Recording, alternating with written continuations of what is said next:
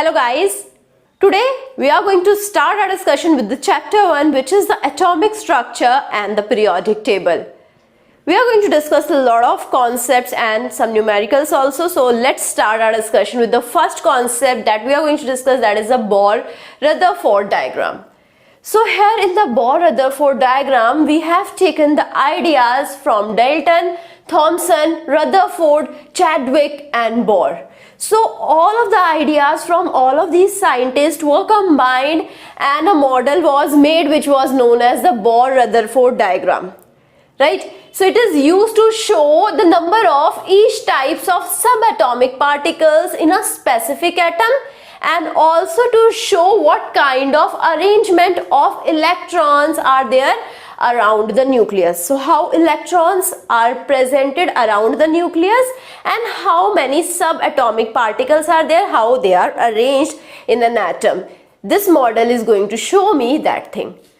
So here we have a concentric circle which represent the different energy level. We have different concentric circles and the center is obviously the nucleus. And here in the concentric circles we have the electrons which are present in the different energy levels at the different concentric circles. So what is the valence shell? Valence shell would be the outermost energy level. What would be my valence electron? The valence electron is the electron in the valence shell, right? So now you can see the Bohr-Rutherford diagram for helium, for lithium, for fluorine and obviously for sodium as well. So here you can see we have the nucleus and around the nucleus we have the different number of electrons arranged. In the lithium you can see we have the 3 electrons in the different energy levels. Here in the helium we have 2 electrons in the energy level, right? You can see the Bohr-Rutherford diagram for fluorine as well as for sodium as well, and you can see the arrangement of electrons and the nucleus.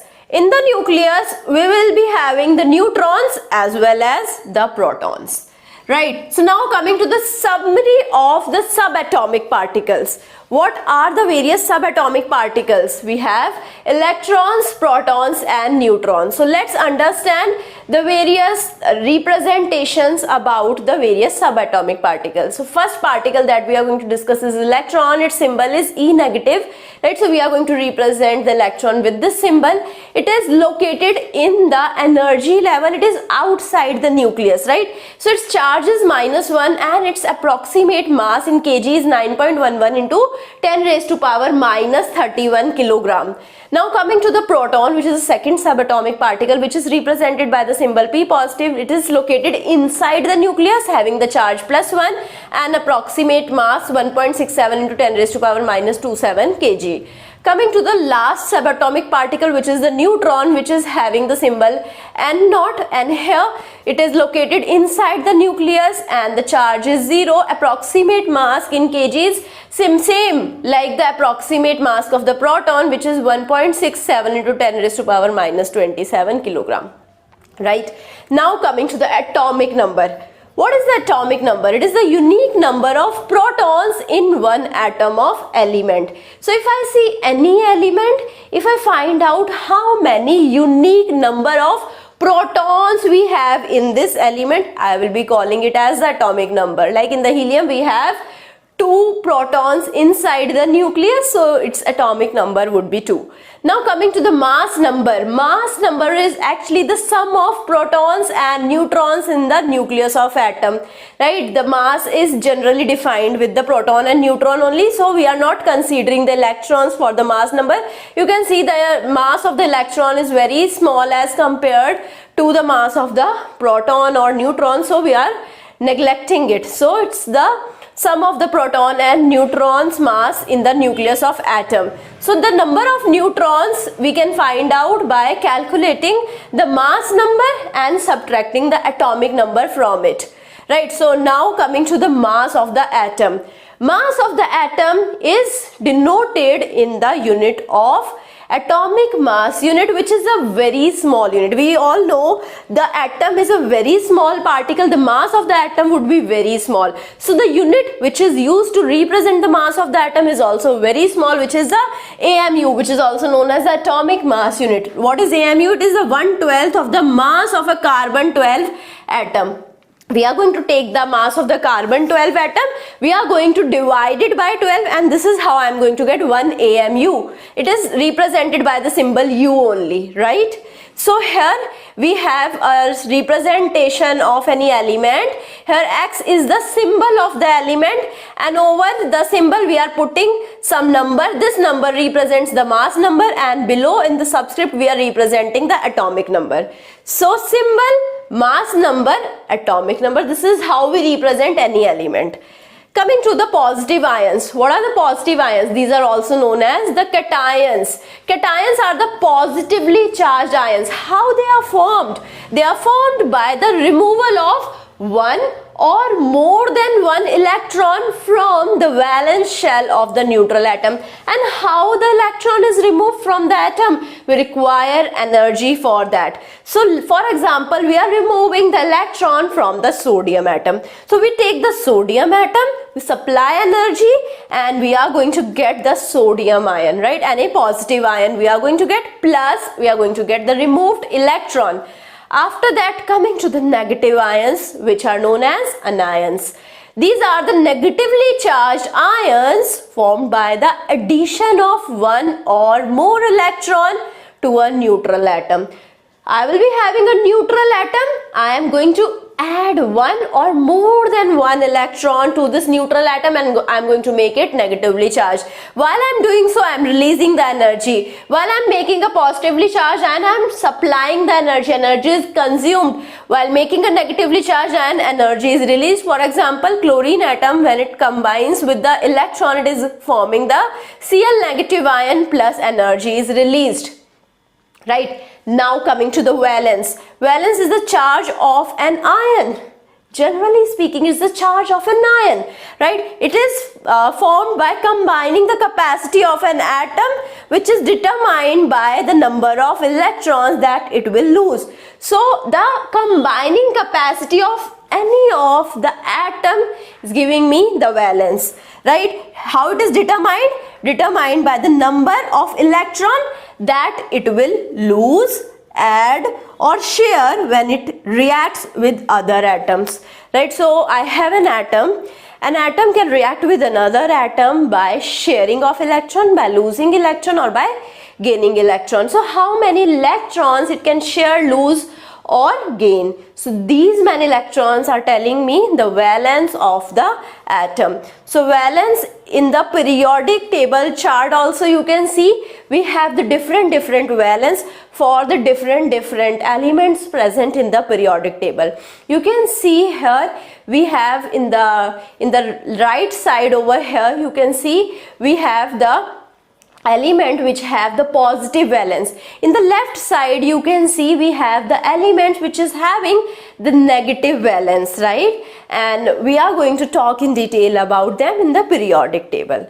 Right, coming to the isotope. Isotope is a form of an element in which the atoms have the same number of protons as all other forms of that element. So number of protons are same in all of the isotopes if I see, but the different number of neutrons would be there. So if the protons are same and the neutrons are different, mass number is given as proton plus neutron. So mass number of the different isotopes would be different because of the difference in the number of neutrons. Protons will always be same, right, in the isotope. Now coming to the isotopic abundance, it tells me the percentage of the given isotope in a sample of an element.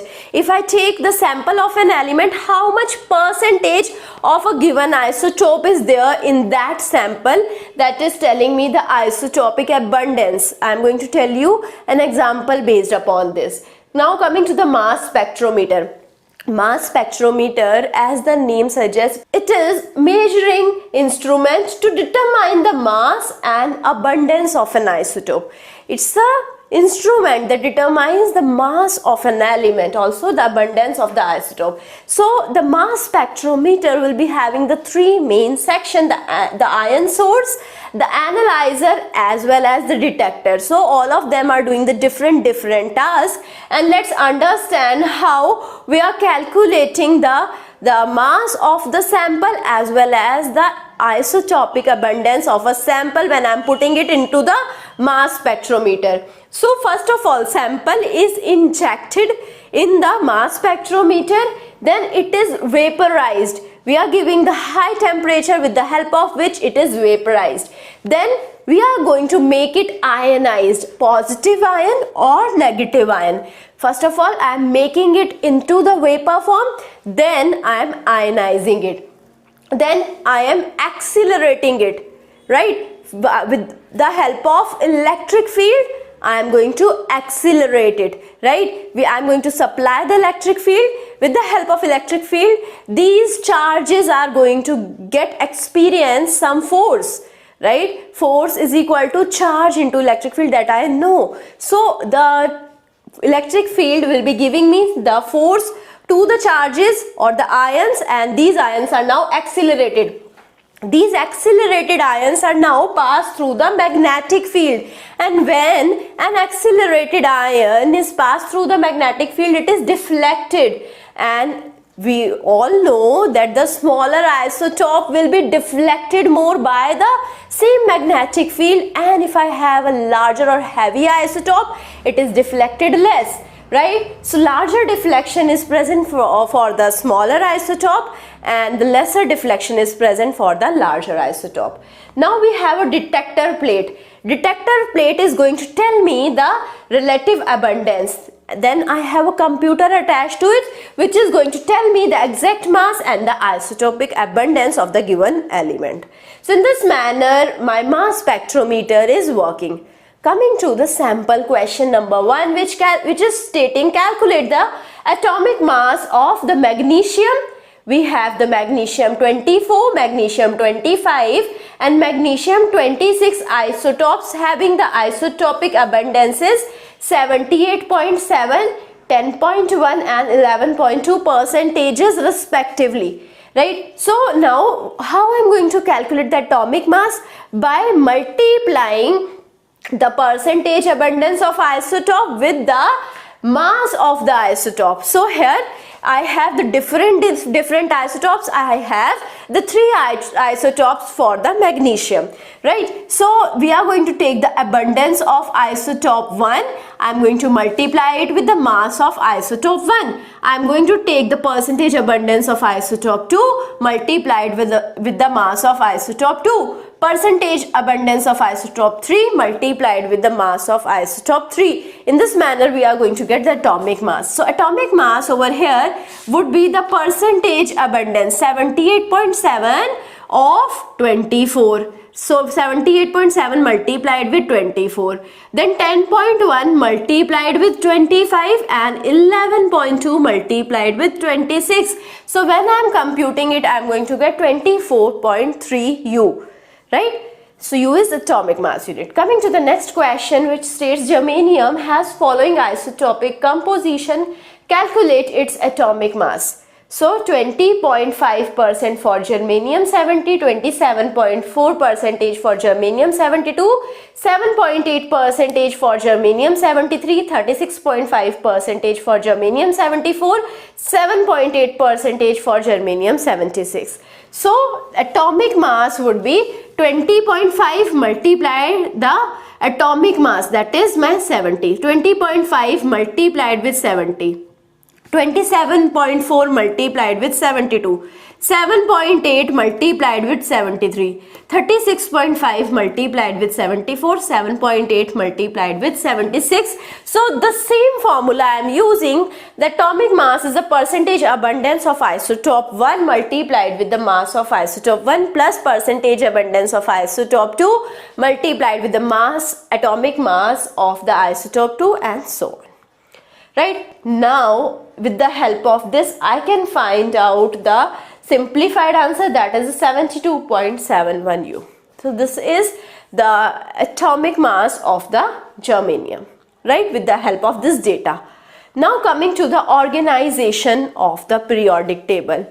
So we are going to understand the different blocks that are present in the periodic table. You can see we have the different blocks which are represented in different colors in the periodic table. Now coming to the hydrogen. Hydrogen is a unique element which is having many of the non-metallic physical property, but if I talk about the chemical properties of the hydrogen, so it will be metallic chemical properties. So physical properties are non-metallic, but whereas the chemical properties are metallic. Coming to the alkali metals, you can see we have the alkali metals which are soft, silver colored, solid at room temperature, right? They are soft, they are silver colored, they are solid at room temperature, they have the metallic properties. What metallic properties? We all know they are conductor of heat, conductor of electricity. They react with water to form the hydrogen gas. So when I am supplying water towards the alkali metal, it is readily reacting with it to form the hydrogen gas. It will react with halogen as well to form the compounds like NaCl. So here we have the alkali metal sodium, it is reacting with the halogen chlorine to form the compound NaCl. It is stored under oil or vacuum. Why it is stored under oil or vacuum? Because it can readily react with the atmosphere, right? The air which is present in the atmosphere, it can readily react with the various component of the air. Obviously we have seen how it is reacting with the various compounds like water, as well as it is reacting with the halogens as well, right? So now coming to the alkaline earth metal. Alkaline earth metals are light in weight, they are very reactive, right? They are solid at the room temperature, they have the metallic properties, right? They are going to conduct heat and electricity.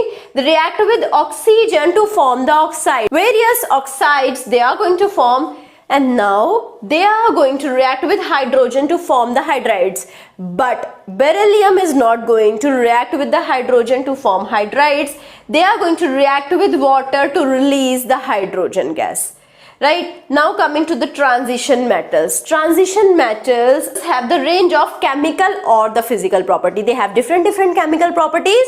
They have different physical properties. They are strong, they are hard, they are having high melting point, they conduct electricity, they have variable reactivity. The reactivity will vary, right? They form multivalent ions, they react with oxygen to form oxides, they react with acids, and they release hydrogen gas in this process. Now coming to the lanthanides. Lanthanides are the elements having the atomic number 57 to 70. Now coming to the actinides. Actinides are the elements having the atomic number in the range 89 to 102. Coming to the transuranic elements. So they are not the elements which are present directly in the nature, they are synthetic. They have the atomic number 93 or greater than that. So they are made by man, they are not present in the nature. Now coming to the noble gases. So obviously, as the name suggests, they are gases. At the room temperature, they have the low melting point as well as low boiling point. They have unreactive nature, right? They have a very high unreactivity towards the various other elements. Radon is a radioactive noble gas, right? So it's the only noble gas which is radioactive. Then krypton, xenon and radon form the compounds with the fluorine. So they are not perfectly unreactive, they are going to react with the fluorine to form some compounds. Coming to the halogens. Halogens can be solid, liquid or gas at the room temperature. They have the non-metallic properties.